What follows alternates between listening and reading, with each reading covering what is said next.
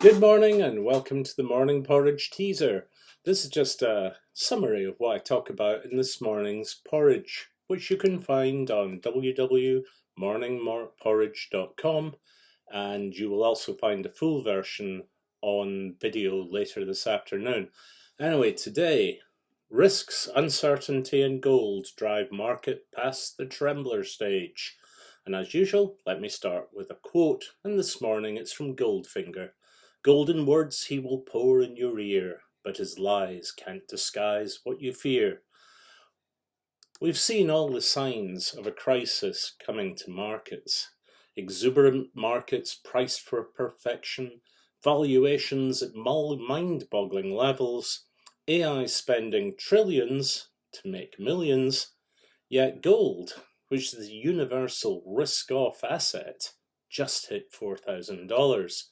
Wake up, smell the coffee while you still can. Now, I've been arguing to buy gold for the last 2 years, and that is making me kind of smug, for which I apologise. But the surge in the price of gold to $4,000 is the clearest signal yet of deep-seated market fear and uncertainty. Now, you could describe the current jump in gold prices as a judder moment, or maybe it's a trembler, a small earthquake.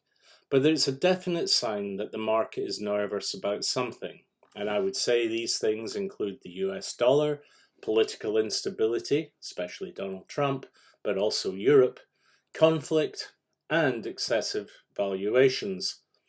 This morning, some people are citing gold targets as high as $5,000 this time next year. Now, I'm trying to find the right way of describing the current market, and the best thing I can think of is arterial fibrillation. That's when you get a racing heart that suddenly warns you might have deep cardiac problems. And that's one of the reasons I wear this Ultra watch from Apple. It has its own what's it called, EGS thing that measures your heart and warns you if you're having an arterial fibrillation moment.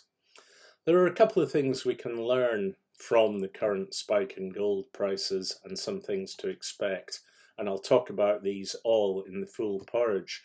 The first is that I don't reckon that this is going to show up well for crypto, and I reckon we can probably dismiss Bitcoin as digital gold. Now, the reason for that is Bitcoin is not a safe haven asset that is the same as gold. And if you take a look at the price of Bitcoin versus gold, they're not even closely correlated. Bitcoin's price fell yesterday while gold rose. In fact, if you do the work for yourself, you'll find that that Bitcoin is much more correlated with the risky stock market than it is with gold. We also think that the market is ripe for a fall. And you can see that in the excessive prices that are currently being paid for AI. Now, it's becoming clear that many people think that there is a certain circularity, almost Ponzi-esque, in the way that NVIDIA is funding companies to buy their chips, and chips are going to NVIDIA for the funding for their chips. So if one part goes, the other part goes. There is also concerns about just how much money the AI sector is going to make, and there are increasing realization that there are other ways of doing AI. You don't necessarily need the big, large language models that require all the infrastructure of cloud facilities, data centers, and the most expensive chips. You can actually do it cheaper. And all of these things together point to a situation that would be very much like the dot-com bubble a few years ago. Then we've got the shutdown in the US and the lack of economic data. And when you get a data vacuum, that creates all kinds of uncertainty. And if the US Federal Reserve decides not to continue easing rates, that could well take much of the froth out of the market. And it really depends what kind of truth emerges. Now, we are seeing private companies starting to provide their analysis of what's going on in the market. And the moment it looks like there is a recession in job creation, which isn't necessarily as big a problem as it sounds, because we're not seeing it in other parts of the economy, but still looks robust. But again, we've just seen a major supplier to the US to subprime borrowers who want car loans go bust, and we're seeing other problems in the economy. Many people think there could be something of a tumble in the private credit market, which is certainly experiencing a wobble. Now, if we do start to see signs of more inflation in the economy, that kills the further easing trade completely.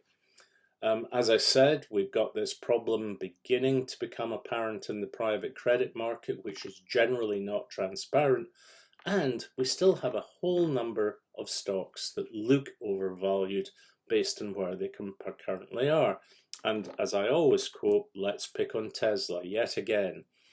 Tesla stock is down after it announced a new, cheaper version of its Model 3. Why is that? Because they are trying to make the car look competitive after it lost all the subsidies. However, the reality is it now looks cheap. It doesn't come with the same range, and that's happening at a time when it's losing the competitive battle for electric vehicles. The Chinese brand BYD is now outselling Teslas 2-1 in Europe. There are other things going on in the market that just convince me everything is mad. And one of the ones there is the company that's behind Dollar Trump, which was the meme coin that Donald Trump launched a couple of days before his inauguration, is now raising $1 billion to go and buy Dollar Trump coins to set itself up as a Trump coin treasury company. That to me just sounds like a recipe for disaster. Now, I admit that I'm being alarmist, I admit that I'm being snug over gold, and I admit that I am highly skeptical of the market's exuberance. My warning, though, is wake up and smell the coffee. I reckon that some kind of correction is imminent, and October is historically the most dangerous month for markets. Anyway, thank you all very much.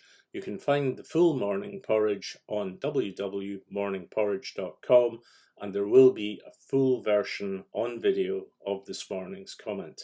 If you sign up and subscribe for the Porridge, you'll get an email early each morning describing my current thoughts on the markets, and the follow-up video follows anything up to a day later. Anyway, thank you all very much for your attention. Have a great day.